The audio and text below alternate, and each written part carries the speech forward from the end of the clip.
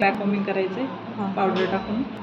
नंतर म्हणजे इथपर्यंत नाही ना पूर्ण एवढा? पूर्ण नाही, आतल्यात घेत चालू पार्ट आपण. ठीक आहे. सेकंड अजून एकदा घ्यायचं, एक एक स्ट्रेटवाला घेतलं तरी चालेल.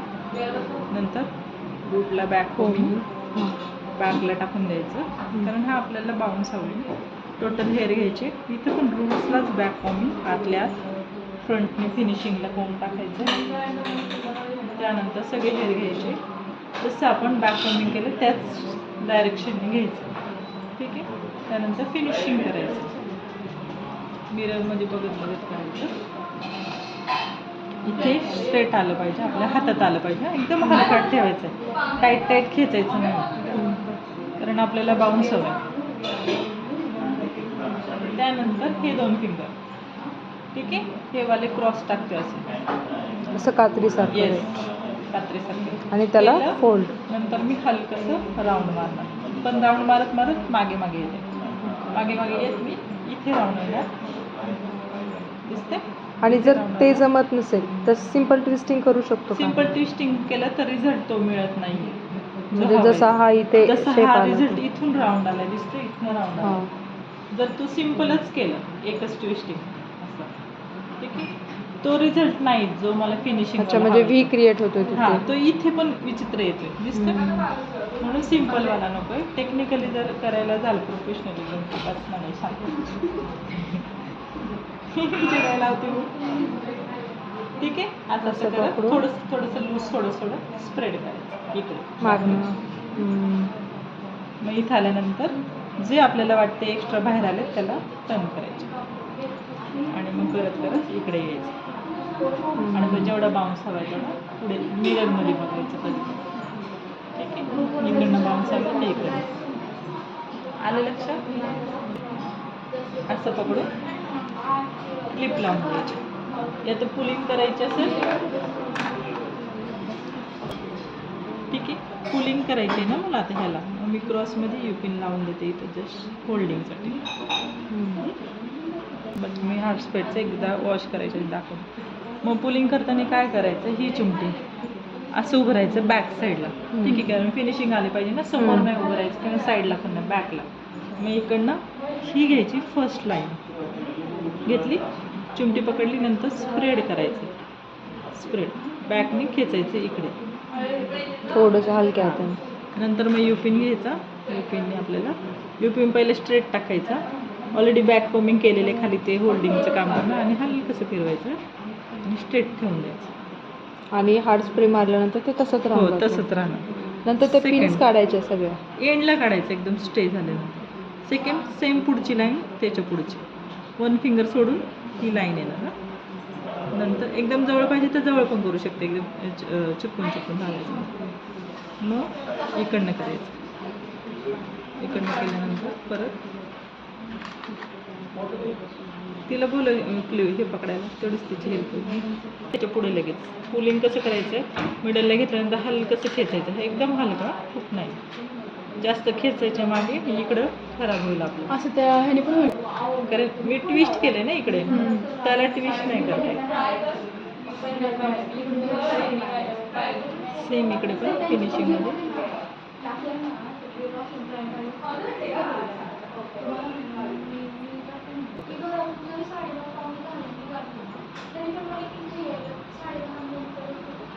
त्यांना घाबरू का, तुमचा आवाज रेकॉर्ड झाला आता आम्ही सरांना सांगितलं त्यांचं बरोबरच आहे, बरोबरच.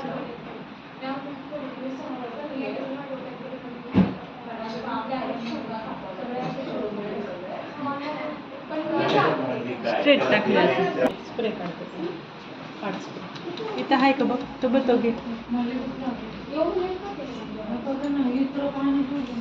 मग स्प्रे कसं मारायचं, लांब कोणत्या साईडने, या साईडला आपण फुल केलं. टास्क हे बिलकुल हेअर ओढायचे नाही, युपिन्स काढला मी अलगद. नंतर इथं हलकंसं फ्लॅट पकडायचे, चिमटी गोळा नाही करायचे, गोळा केलं ना पिनं सटकतात, कारण यांचे हेअर खूप आहेत. नंतर पिन द्यायचे बघ, या साईडने उभी राहिली मी, दिसते कोणत्या साईडने, या मागच्या साईड पिन खूप टाईट आहे. एवढी मोठी पिन? हां, त्याने हेअर खूप आहे ना ग्रोथ. आता तरी पण ती सटकते दिसते इथनं. मग मी छोटीशी घेणार परत. ती पकडते ना हेअरला. मग मी हलकंसं क्रॉसमध्ये. आता हे जे हेअर एक्स्ट्रा आले तसंही तिथे फ्लावरमुळे ते होऊन जाते. झाकून जातात. हे आपल्याला फ्लावरने झाकावंच लागतं कंपल्सरी. झालं? हे.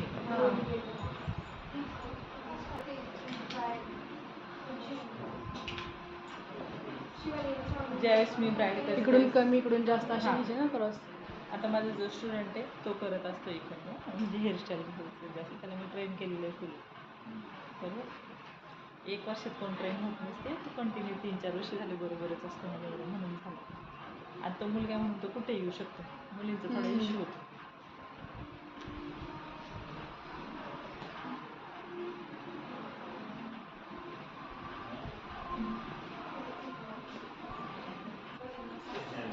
अजून पाणी नाही करून मला पाणी रोज पाणी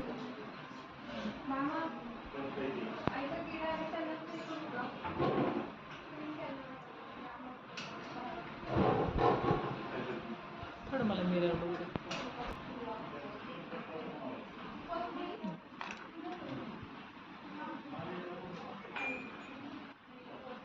ठीक आहे, खालच्या क्लिपला होल्डिंग ठेवलं.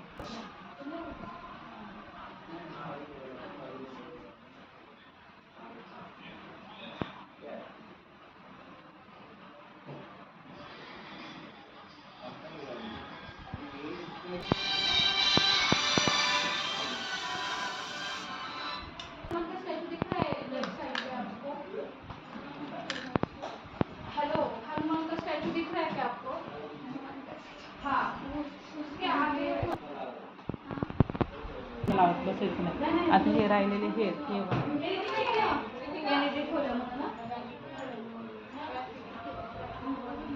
बॅक कोमिंग इम्पॉर्टंट आहे कारण आपल्याला हेअर खोलायचे पण आहे. मग काय करायचं, रूटपासून वर जायचं जस्ट बस 3च. प्रत्येक सेक्शन घ्यायचं.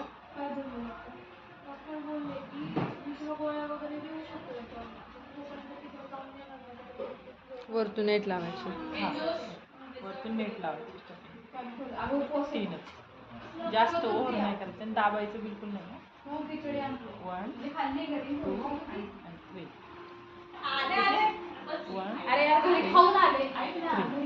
एवढा माऊस जे वाटतं ते मध्ये टाकून द्यायचं. क्लिप लावायचं छोटं निवडा लागणार. अजून आता पिन्स लागणार. ठीक आहे, हे मला घ्यायचं साईडला खोचून द्यायचं. सही बघून घे.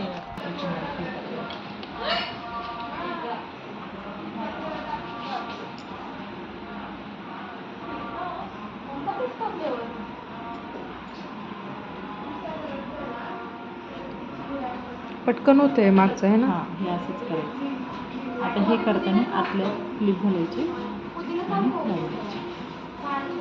हे फार फास्ट होतं, वेळ पण वाचतो. तिला एक्स्ट्रा हेअर पण हेअर फ्लावर डेकोरेशन याच्यानेच करायचं. त्या दिवशी मी लावलं ना ते पण. पिन कसं लावायचं कळलं? मॅम तुम्ही तेव्हा त्या नेटच्या वरून पेटल्स लावल्या का आतून? काय वरनं पण लावले, आतनं पण 2 लावले मी. त्या दिवशीच्या व्हिडिओ 2 नेट होत्या. म्हणजे आधी इथे लावल्या आधी नंतर पहिला असं बेस करून घेतला. आता इथं खाली मोठं लागतं. आधी बेस करून घेतला हा. म्हणजे नेटवरतीच लावल्या डायरेक्टली केसांवरती नाही, नाही. डायरेक्ट नाही. कारण मग ती फिनिशिंग नाही ना, तिला मोठा हवा होता. त्याच्यावर तिचा दुपट्टा येणार होता. दुपट्टा खूप हेवी असतो. ह्याच्यावरती लावून परत एक नेट लावली. हां, मग नेटमध्ये फुलं टाकली. पहिले जिप्सी लावून घेतले राऊंडनी. फुलं टाकले आणि कारण इकडनं वरनं छोट्या मॅनेज होऊन गेला, पण स्ट्रॉंग पाहिजे ना आपल्याला. हे आतमध्ये टाकायचं आहे उलट क्रॉस तिच्या रूटला.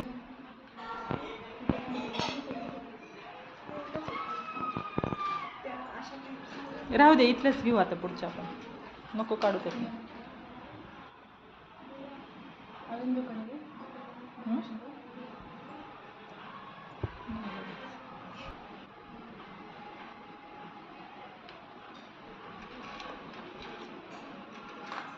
पप फुटला ना थोडं जरी. तर त्याचं सिल्क बघू.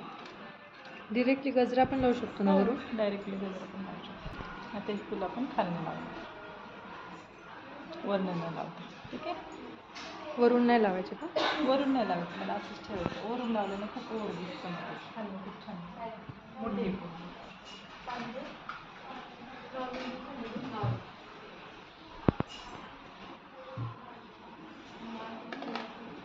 आणि जर आपल्याकडे मोठी पण त्यात मीडियम साईजचे होऊन जाते.